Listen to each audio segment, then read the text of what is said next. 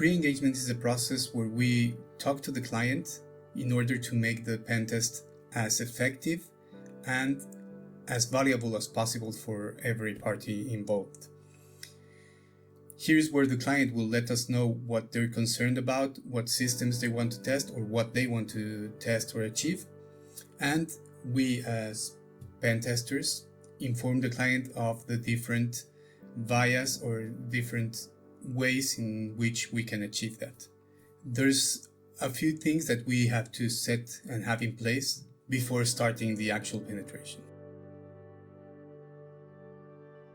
The first thing I would recommend to have in place before even starting to discuss the methodologies or what we're going to do is a non-disclosure agreement.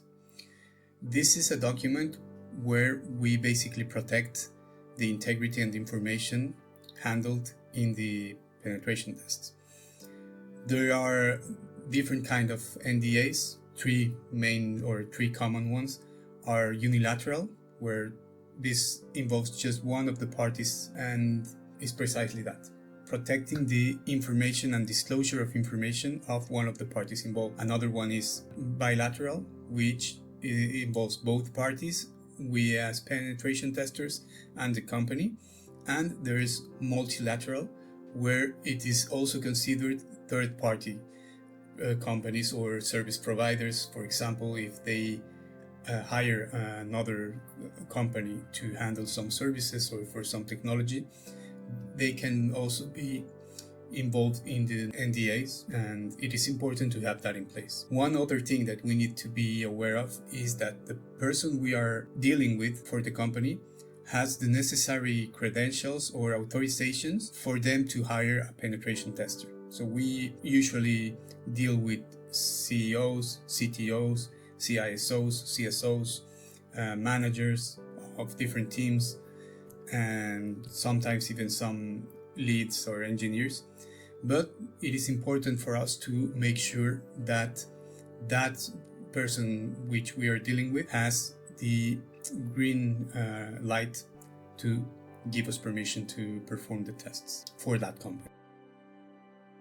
It is common to have some sort of scoping questionnaire that we can provide the companies with, so that will make it easier for us to determine what needs to be performed or what type of tests we need to perform. This questionnaire usually involves things like how many IPs, how many hosts, how many domains or subdomains, if they want web application pen testing, mobile, how many mobile applications or web applications, if they want social engineering, phishing. We also need to discuss in this questionnaire evasiveness, if they want it to be evasive, non-evasive, somewhere in between. If they want an internal penetration test, external, if we want to assess the network, wireless security, and physical, for example, physical assessment of hardware and physical equipment, documentation, code analysis, red team, and there's a lot. You can find plenty of great examples online of these questionnaires, but they are a very useful piece of information that we can easily deliver, ask them to fill it out, and that will give us a pretty clear idea on what they need. Once the questionnaire has been filled and delivered to us, we will have a pretty good idea, a general idea of what that specific company or that specific engagement needs in terms of resources, technology, timing, and whatnot. At this stage, it is often very useful to have a pre-engagement meeting. It doesn't have to be a meeting. It is usually a meeting, some quick call, 1 hour call, half an hour call. It could be by email or by messaging. It doesn't matter. But it is important to have this pre-engagement agreement. In the pre-engagement agreement is where we present to the customer what our plan is, what methodologies we're going to use, how much time does that take, how many resources we're going to allocate to each thing.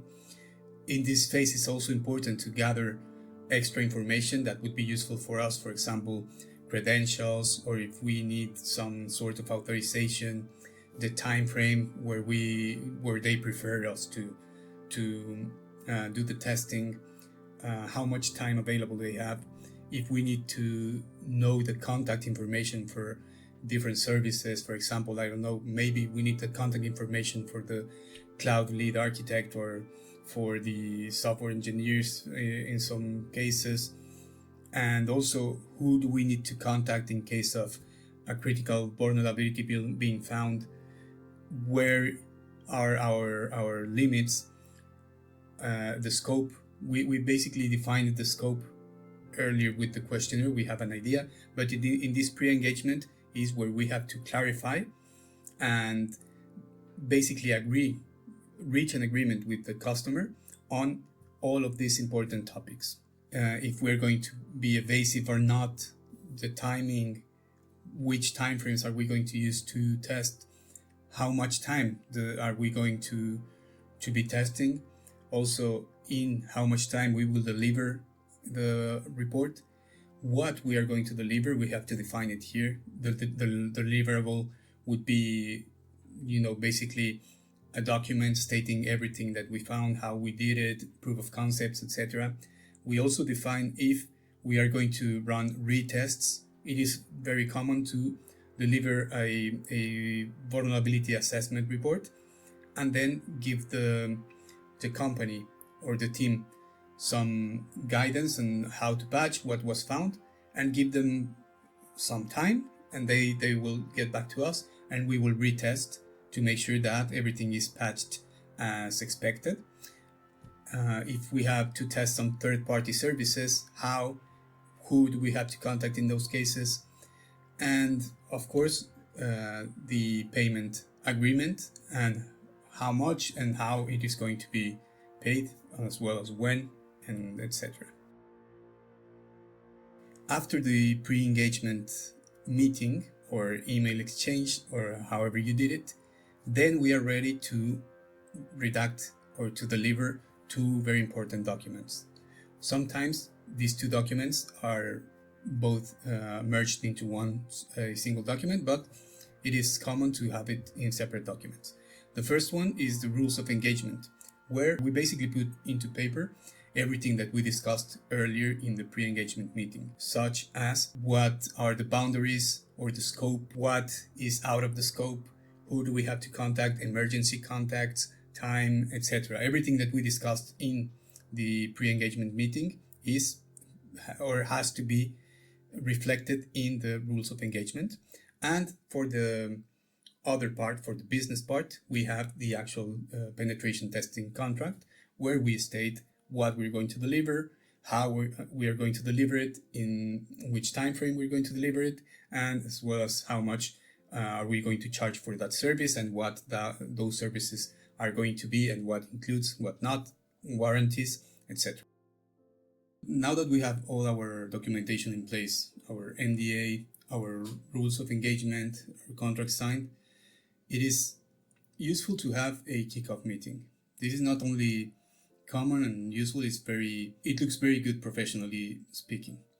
In this meeting, what we do is basically meet with the team, with the people involved, and once again go over the methodologies and how we are going to do these penetration tests. Sometimes companies are not used to this kind of engagements, so it's also important to let them know what we're going to do, what we're looking for, how, and let them know that we might, depending on the test and the rules of engagement, we might generate, for example, a lot of logs.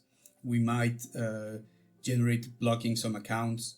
We need to meet the people involved, like who do we need to contact if we wanted an extra account, if we need to unblock something. If we find some critical vulnerabilities, we're going to stop the engagement immediately, and we're going to contact the proper people that they gave us the emergency contact information. Basically, the idea is to create some sort of channel of bidirectional communication between us with the proper teams and the teams with us, in case that we need anything from anyone. This is also intended to give them some peace of mind, to let them know us, let them see who we are, and also try to transmit that we are professional and that we know what we're doing. So make them understand that they are in good hands.